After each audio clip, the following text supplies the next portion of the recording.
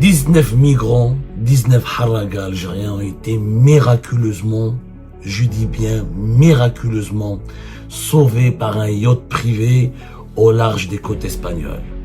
Et les propriétaires de ce yacht privé ont filmé ces haragas algériens, ont pris leur témoignage.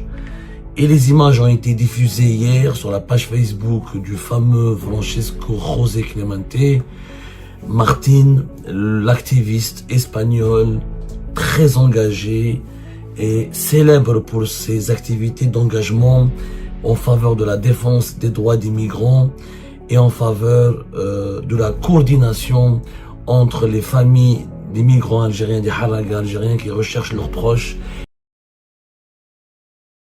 C'est José Clemente Martin qui a diffusé ces images terribles de ces jeunes haragas algériens, 18 hommes et une femme, qui ont été secourus et par un yacht privé. Il s'agit d'une embarcation qui transportait 19 haragas, 18 hommes et une femme.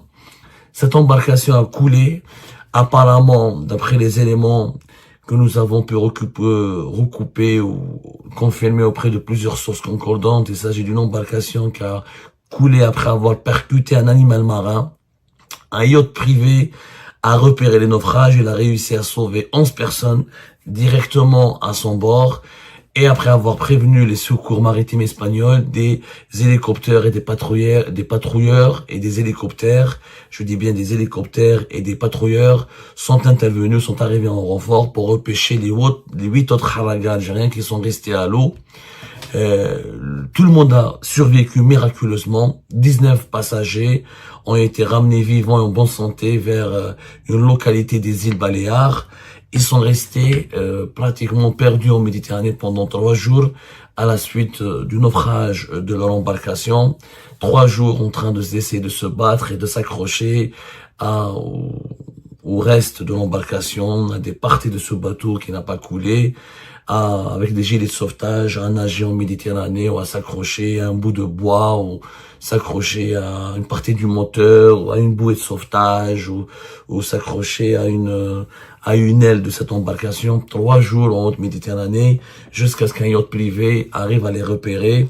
Je préfère vous montrer les images, ensuite on fera le commentaire ensuite. Les images m'ont personnellement terrifié, elles m'ont bousculé, elles m'ont même empêché de dormir, voir la fine fleur de la jeunesse algérienne, perdue en Méditerranée, sauvée in extremis et miraculeusement. C'est une histoire digne d'un film, mais c'est aussi l'histoire qui dévoile le malaise déplorable, la détresse profonde qui ronge une grande partie de la jeunesse algérienne et qui la pousse à prendre tous les risques pour traverser la Méditerranée en espérant atteindre les côtes d'un pays européen. Regardons les images ensemble. And you came from? Milnoud. What day you start? Yes. What time you start to come? What time? Okay. Your name, please. Yunus. And you came from? From Ruiba. Okay. Which day you start to come here? 3 days ago. How many days you are on the sea? To do the...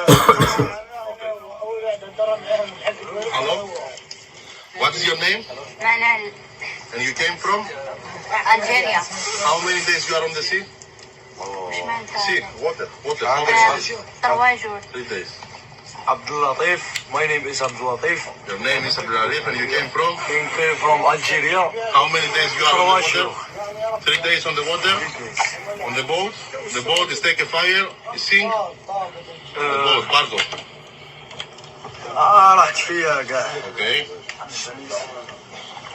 Your name, please. Yeah, my name is Usama. And you came from? I'm from Algeria. Okay. How many days on the water you are? You are Algeria. Water. 3 jours. 3 days on the water. The boat, fire? Ouais, ouais. Fire the boat? Hi, my name is Akram. I am 25 years. I am from Algeria. How many days you are on the sea? 3 days. 3 days? Yeah. Your name is? Jack Nusraddin. Okay. Algeria. Okay, your name, please? My name is Elias. Elias? And you came from full name. Please give me full name. Full name, Ferraglias. Okay. And you came from? What? Where are you from? From where you came? From Algeria. Okay. How many days you are on the water? What? How many days you are on the water? First day. First day. Okay. Hello?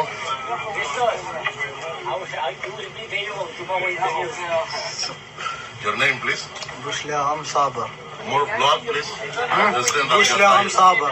Thank you. But now you are safe, yes? Yes, yes. Alhamdulillah. Thank You you. came from? Algeria. Our pleasure. Always we help you, man. so much. Always we help. Okay. 4 days. Don't have water. 4 days no water. No water. Your name, please? My name is Tapti Wali. Tapti Wali. And you came also the same place, yes? Please, your name? Again, one more time. Your name? Karim Jalid. Voilà, c'est une vidéo de 2 minutes 52 secondes. Presque pendant 3 minutes. Je sais pas si c'est le propriétaire de ce yacht privé, ou le capitaine du yacht privé, ou l'un des marins, ou l'un des membres des équipages a eu il a eu la lucidité de filmer ces haragas algériens pour les identifier, pour les présenter certainement, pour fournir ensuite les images aux autorités espagnoles, afin qu'ils les prennent en charge et qu'ils accomplissent les démarches nécessaires dans ce genre de situation. Et les images, elles sont terrifiantes.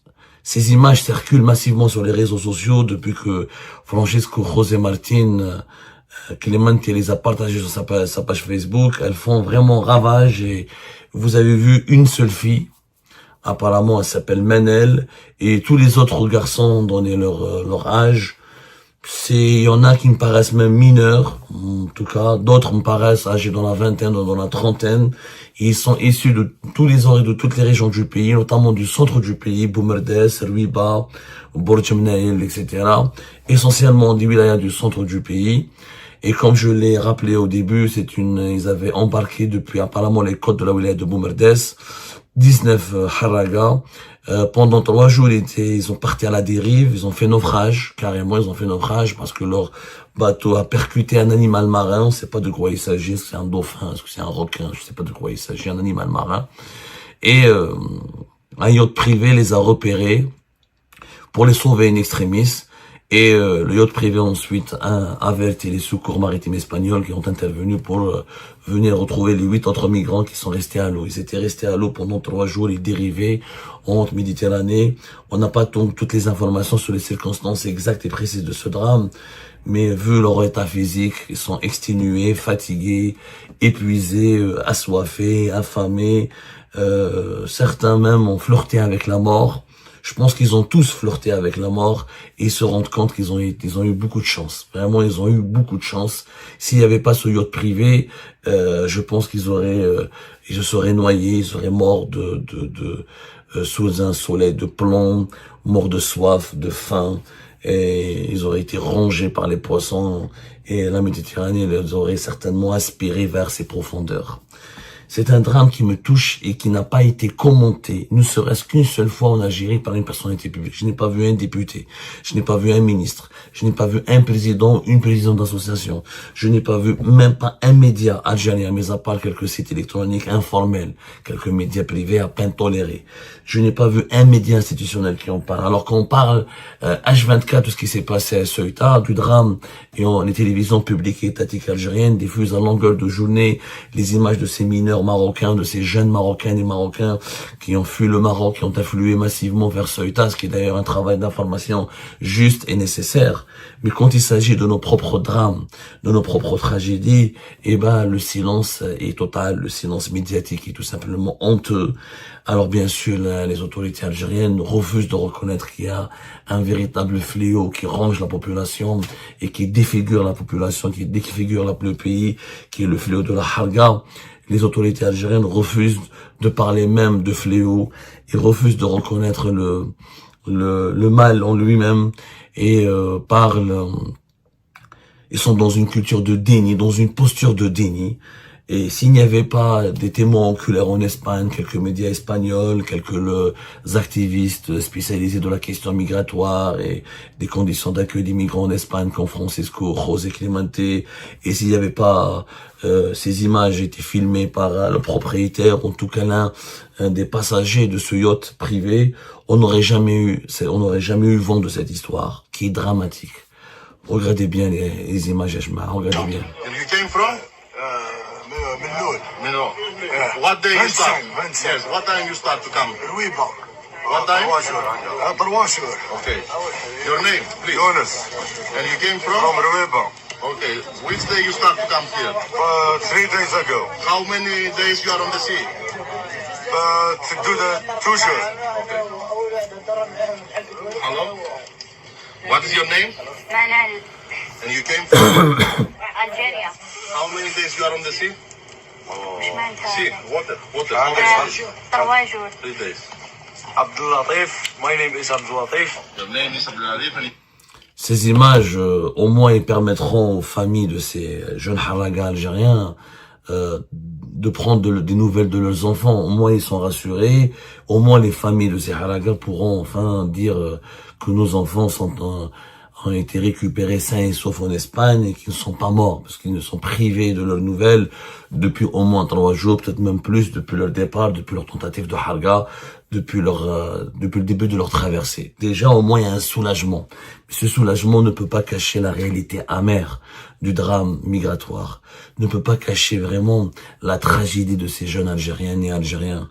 Une fille, 18 jeunes hommes à la fleur de l'âge, âgés entre 30 ans et 20 ans. Je crois que certains vous me direz sur le débat promet d'être déchaîné et d'être assez passionnant, en tout cas, sur nos différentes plateformes. Je crois qu'il y a même des mineurs âgés de moins de 18 ans, ils paraissent vraiment, en tout cas, jeunes, très jeunes.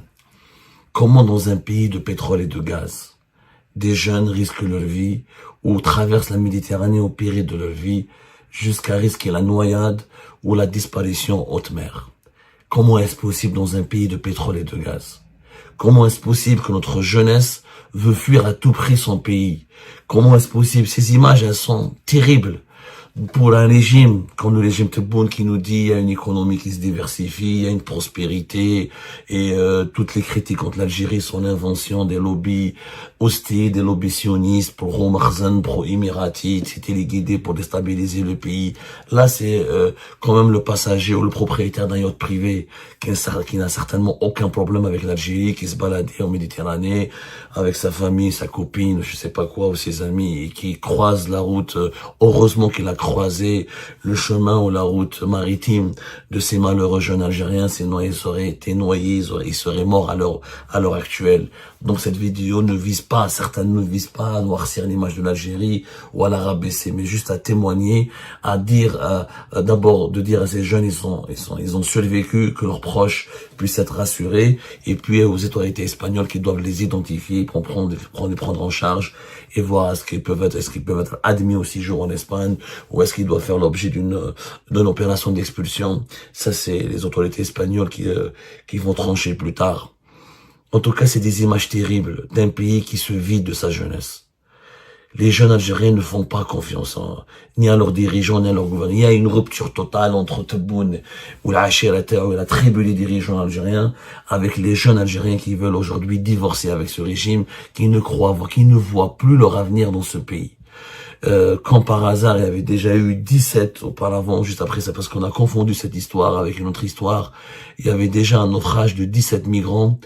Il y a eu une confusion entre cette histoire et l'histoire de 19 autres migrants qui ont fait naufrage quelque part en Méditerranée parce qu'ils ont tenté de rejoindre l'Espagne. Ça, c'est une autre histoire. Ça concerne 19 migrants qui sont partis de Moumerdès et qui ont été secourus par un yacht privé. Bien sûr, les statistiques, on en a déjà parlé, on parle de plus de 500 morts chaque année depuis pratiquement 3 ans, et parmi ces morts, il y a des haragas, il y a des migrants d'origine subsaharienne qui viennent du Soudan ou du Yémen ou de la Syrie, mais il y a énormément d'Algériennes et d'Algériens qui meurent sur ces routes maritimes infernales et terrifiantes qui relient les côtes algériennes, aux îles Baléares, ou à la province d'Alicante, ou à Murcia, etc., et à d'autres régions de l'Espagne.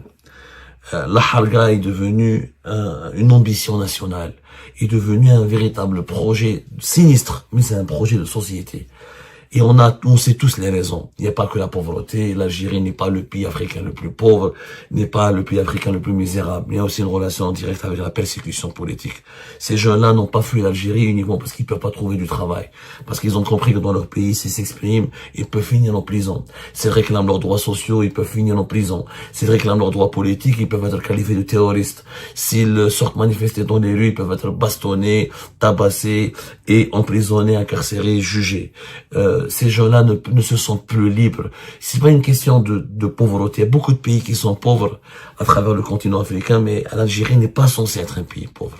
L'Algérie ne devrait pas être un pays pauvre. L'Algérie ne l'a jamais été réellement parce qu'elle a le potentiel d'être un pays riche. Elle est pauvre à cause de la mauvaise gouvernance et le bilan catastrophique de ses dirigeants. Elle est pauvre parce que ses dirigeants n'ont pas trouvé les solutions, n'ont pas le génie, ni la compétence, ni les compétences nécessaires pour redresser la situation économique. L'Algérie, elle a de quoi créer des emplois pour sa jeunesse et pour la jeunesse maghrébine et africaine. L'Algérie, c'est un vaste pays riche. Il a les ressources naturelles. Il a la position géographique. Il a le capital humain.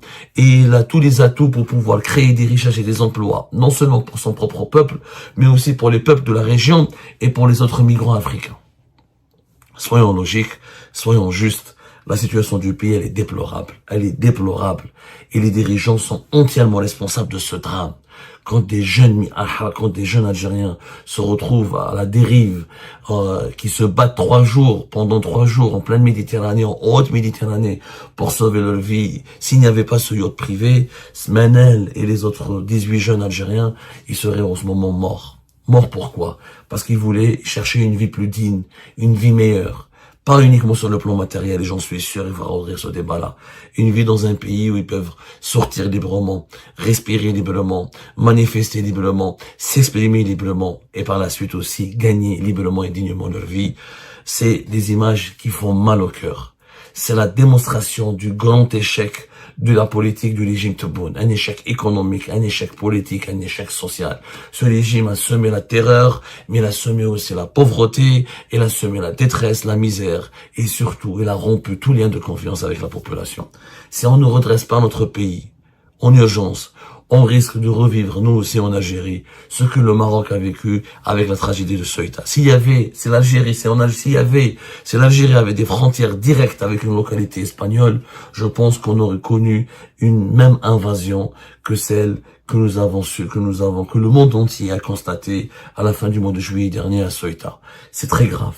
Le Maghreb est devenu une poudrière. Le Maghreb est devenu un foyer de malheur et de détresse. Le Maghreb est devenu un foyer d'instabilité pour toute la région, pour tout le bassin méditerranéen. Et il faut que la communauté internationale aujourd'hui prenne très au sérieux la menace d'instabilité que représentent aujourd'hui des pays comme l'Algérie ou le Maroc.